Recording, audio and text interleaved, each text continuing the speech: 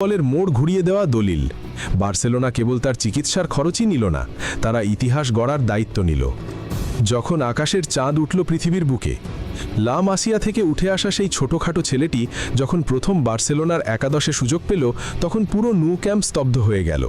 2005 সালে আলবাসেতের বিপক্ষে রোনালদিনহোর পাস থেকে সেই চিপ শটে প্রথম গোল, সেটাই ছিল শুরু। কে জানতো সেদিন আকাশের চাঁদ নেমে এসেছে ন্যু ক্যাম্পের সবুজ ঘাসে। পেপ গার্দিওলার অধীনে মেসি হয়ে উঠলেন এক দানব।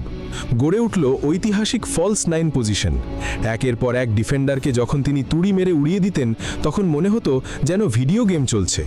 2011 থেকে 2012 সাল ফুটবল বিশ্ব দেখল সেই অবিশ্বাস্য রূপ। বছরে কেউ 30 গোল করে, কেউ 40, কিন্তু মেসি করে বসলেন 91টি গোল, যা গিনিস ওয়ার্ল্ড রেকর্ডসে এমনভাবে বসেছে যে আধুনিক ফুটবলে কোনো রক্তমাংসের মানুষের পক্ষে তা ভাঙা অসম্ভব। মেসি সেরা কেন?